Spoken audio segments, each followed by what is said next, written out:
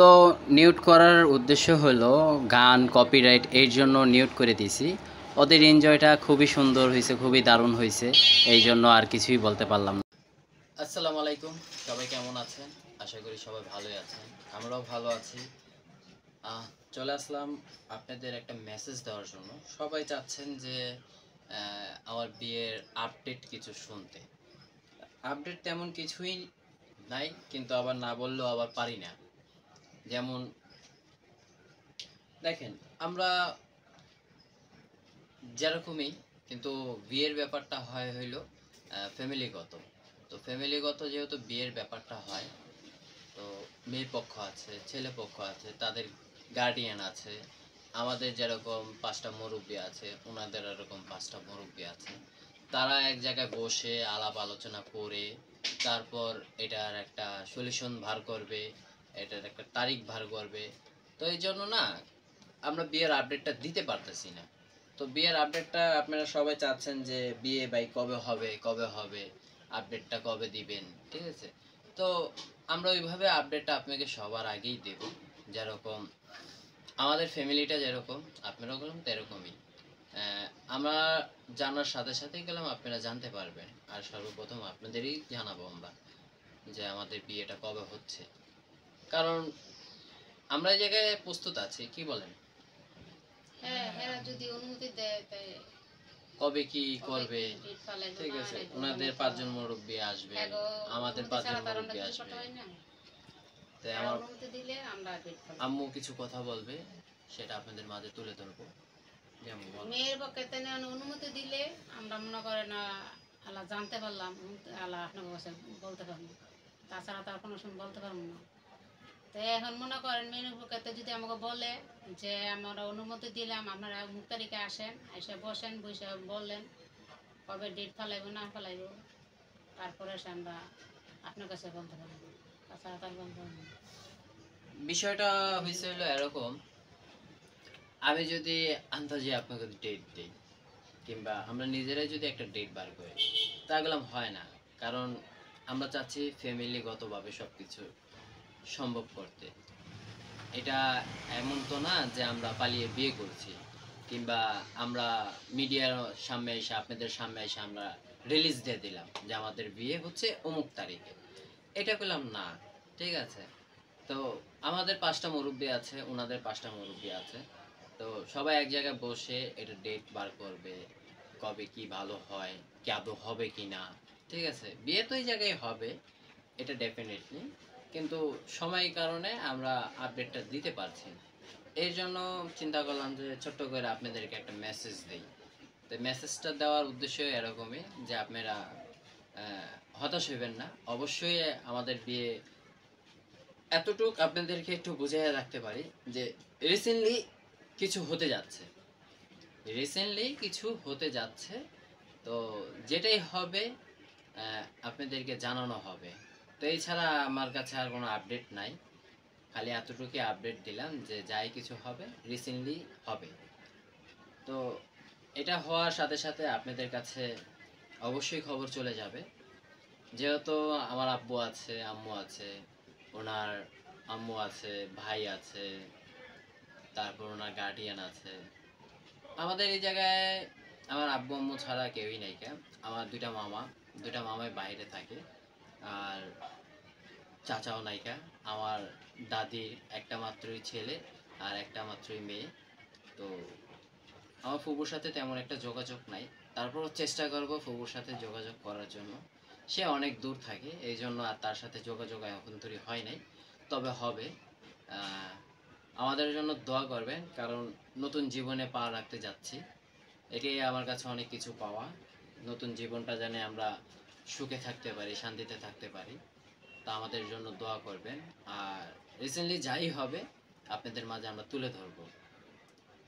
তো আমাদের জন্য দোয়া রাখবেন, দোয়া করবেন যেন আমরা সব কিছু সুন্দর মতন করতে পারি, আমরা সুন্দর মতন লাইফটাকে লিড করতে পারি।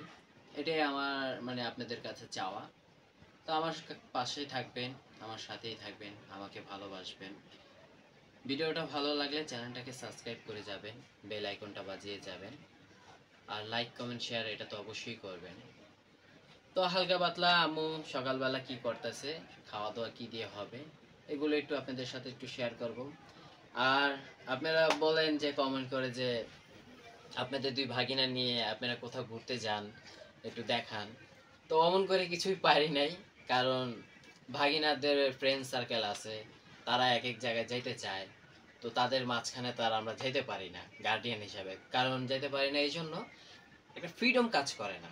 ঠিক আছে, তারা বড় হইছে ওই লেভেল পর্যন্ত করে আমরা বড় করছি যে পার্সোনাল বলতে সবারই একটা কিছু আছে। এখন আমরা যদি ওই পার্সোনাল ভিতরে যদি আমরা চলে আসি তাহলে ওনাদের ফ্রিডমটা কাজ করবে না। আর যেটা আছে মামু ভাগিনা যে একটা সম্পর্ক থাকে, ওই সম্পর্কটা অটোমেটিক নষ্ট হয়ে যাবে। আমরা চাচ্ছি না যে ওই ভিডিও পারপাসের জন্য আমরা ওই সম্পর্কটা নষ্ট করি। তারপরেও ভাগিনাদের নিয়ে আমরা একটু নদীর পাড়ে যাব, একটু হাঁটবো, একটু গল্প করব, এটা আপনাদের সাথে একটু শেয়ার করব। সাথেই থাকবেন, আমাকে বেশি বেশি ভালোবাসা দিবেন। বাগিনাকে যে ডাকতে চলে আসলাম, কিন্তু আমি কতক্ষণ ধরে ডাকতেছি যে আয় একসাথে বসে সবাই মিলে নাস্তাটা খাই। মানে দেখেন মোবাইল দোনো ভাগিনায় মোবাইল লিয়া পুরা ব্যস্ত। মানে বলি যে আয় একসাথে নাস্তাটা করি, এরপর এলা মোবাইল দিয়া গেমস খেল, ভিডিও দেখ, যা মন চায় কর। আইবি নাস্তা খাইতে আইবি? এখনো কয় পরে খাইব। মুখ হাত ধুইছে ঠিকই, কিন্তু দেখা গেছে না মুখে যে রুচিটা যে এখনই খাইতে হইব, ওইটা আর নাই। ঠিক আছে, যখনই আসবে তখন দেখুন যে নিজেরা নিজেরাই নিয়ে খায়া লাইছে। আরে ছোট তো মনে করেন যে নদীর থেকে হাবুডুবু খাইয়া আইছে, গোসল টোসল একবার কইরে আইছে। দেখেন না চেহারা চেহারার অবস্থা কি। তো তারা খাবে পরে, আমি আর আমার মায় খায়া উঠি। দেখি আব্বু তার আগেই খেয়াল আইছে, তারপরে জিজ্ঞেস করব খাবে কিনা। এখন আবার মনে করেন যে আমার এই যে ডাক দিল, মামা কই আছো, আহ খায়াল একসাথে সবাই। ও, দেখা গেছে না রোদের আলোর কারণে এই নাস্তা দিছে হইলো রুটি, মুরগির মাংস। মুরসালিন, মামাটা থো, আসো একসাথে খায় নি আমরা। তা আমিও সামনের ক্যামেরা চলে আসি। তা আমি তো ওই যে সামনের ক্যামেরা আছে। এখন ঘটনা হইলো, ওই দেখেন, দেখছেন এতক্ষণে খাইবো না, এখন দিয়ে সবাই মিলে মারামারি করতেছে। যাক, এটাই মানে আমাদের কাছে খুব একটা আনন্দ লাগে, এনজয় লাগে। আর বেশিরভাগ হয় কি, দেখা গেছে যে যার মতন খাইয়া বাইর হয়ে যায় বাসার থেকে। কেউ ঘুরতে বাইরে হইলো, কেউ নিজের কাজের জন্য বাইর হইলো। আব্বু তো আড্ডা টাড্ডা দিয়া মনে করেন করতে জানি আসলো, ওটা তো দেখাইলামই আপনাদের। তারপর একসাথে খেতে বসলাম, পিছনে আমার মায়া আছে। তো চলেন আমিও খেতে বসে যাই। বাবা কত কই যাওয়া যায় সবাই মিললা, একটু আড্ডা দিয়ে আহি। আচ্ছা, চল গাড়ি নিয়ে। কলামরা কই হাঁটিতে ঢুকতে কেমন লাগে, কি এন্ট্রি? হ্যাঁ, ঢুকতে 50 টাকা টিকিট। এত টাকা আছে কেন আমার কাছে?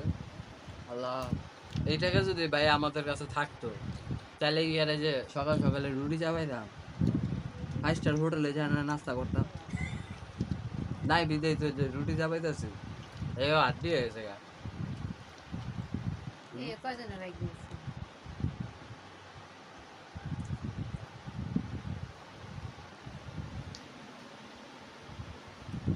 তো ঠিক আছে, আমরা নাস্তা করি, আপনারা আমাদের সাথেই থাকুন, আর দেখি আপনাদের সাথে আমরা কি শেয়ার করতে পারি।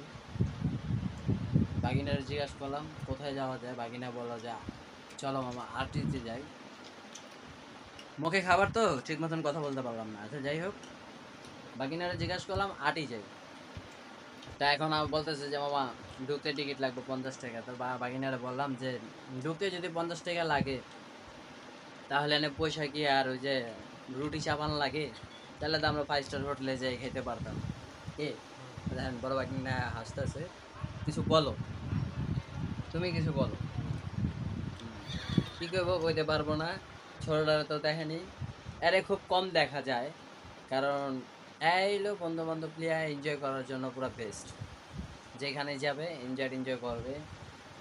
ছোট্ট করে একটা ক্লিপ দিয়ে দিব না আপনাদের যে কোথায় গেছিল। আর আজ আমার বাপে কইতে জানি দৌড়ায় মোড়া আসলো, আইসে মনে করেন যে বৈশা পড়ছে নাস্তা খাইতে।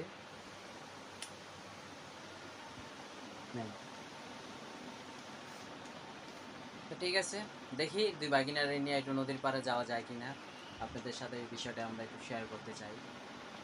ভিডিওটা কেমন হয়েছে কমেন্ট করে অবশ্যই জানাবেন, ভালো মন্দ খারাপ এগুলো অবশ্যই জানাবেন। আর আমি আশা করি তো বাগিনারা ঘুরতে গেছিল কি বলে এটাকে, ওই খোলামোড়া আটি ওই জায়গায় পার্কে গেছিল সুইমিং পুলে। তো সব বাগিনা মিলে ঘুরতে গেছিল, খুব এনজয় করছে লাইফটাকে। যেহেতু ঈদ, কোরবানির ঈদ বলে কথা, তো ওরা এনজয় করতেছিল আর এদিকে শ্যুট করতেছিল, পানির নিচে ক্যামেরা নিয়ে যাচ্ছিল। ওগুলোই আপনাদের সাথে একটু শেয়ার করলাম। ভিডিওটা কেমন হয়েছে ভালো লাগে